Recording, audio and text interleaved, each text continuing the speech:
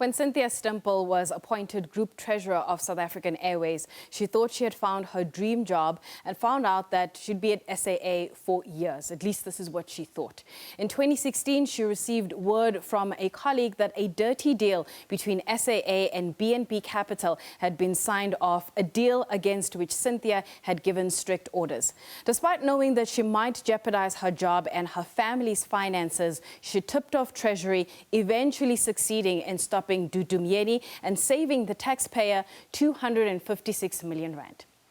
I caught up with her earlier to discuss what motivated her to write her book, Hijackers on Board. Take a listen. Cynthia, thank you so much for your time. Let's start off with what inspired you to write the book. Thanks, Nastasia, for having me. What inspired me at the time was that after my journey with the whole whistleblowing, it took a couple of years before I was ready to write. And in 2020, from March, when COVID hit us, I felt here was the time and opportunity I could use effectively and write my story. I also felt I needed to leave a legacy for my children and my grandchildren and to comprehensively explain what happened. Thanks. Right. So, I'm curious, from the private sector going into SAA, what was your initial impression of your new environment? It was a bit difficult. Having come from mainly working in the banks, I've worked in corporate banks and then the Development Bank of Southern Africa, and then moving into SAA. It was an awakening because the method of focus was really different in that with a bank, you made decisions quite timelessly.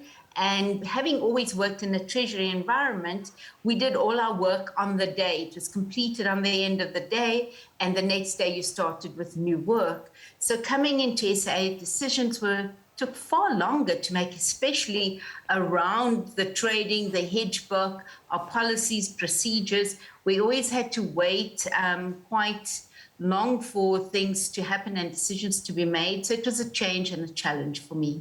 Right. Just after starting at SAA, the first ESCO meeting, there was an altercation between Kaushik Patel and Sizam Zimela at the time. And then afterwards, Patel resigned, Lauren Finikerk resigned. Were those signs that the new environment might not necessarily work out the way you had intended? Or what was still motivating you to still keep going, even though around you the environment was changing? People were stepping down and things were starting to change. Because at the time, I always stayed more because I felt I could give of my best and my background and my experience. And during that time, I did also apply, though, to go back into the bank. But obviously, there was either non-availability of positions, so they never came about. But working at the time under Kaushik Patel and Caesar was more, as I said, there was some issues there internally that needed to be resolved, and the way we did our procedures and policies. And that didn't hinder me because I always felt that I need to follow those policies and procedures, and we tested them against the market and with National Treasury.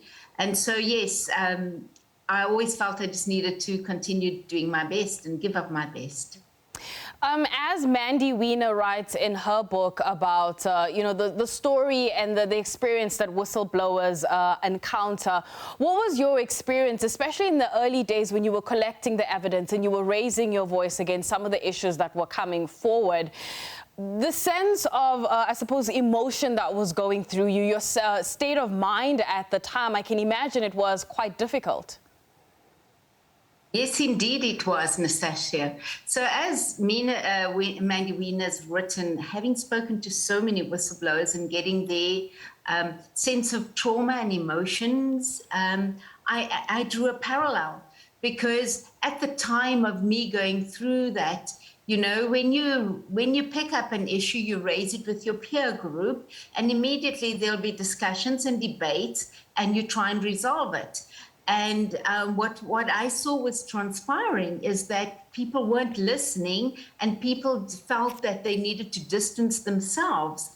And so when you raise that we're not following procurement policy within our funding, that we are now bringing in a client that never went through the full procurement process, people were saying, yes, but we need to have the funding, we need to do it, and were willing to bypass it. And very senior people were willing and allowing it to bypass. And when the final step came of changing a client who was mandated and chosen through the procurement process only to give advice from an advisory capacity, and then changing them to now actually procure the funds and become the person who's sourcing it, and at a substantial fee from 2.6 million to almost $250 million, that tells you something major is going wrong.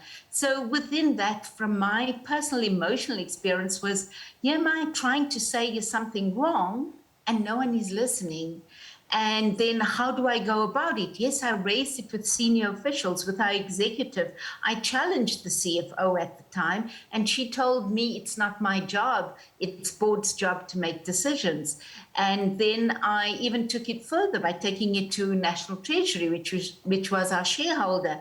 So one finds that you're hitting a brick wall and no one is listening to you. So it does become very traumatic that you start questioning yourself and doubting yourself, saying, am I doing the right thing? Because no one seems to be seeing what I'm seeing. So yeah, so it does become quite harsh. Yeah. And how Mandy Wiener brings it out with other stories, it makes you realize that everyone else who whistleblew or spoke for their truth were all following a similar process. That is Cynthia Stimpel, the author of Hijackers on Board.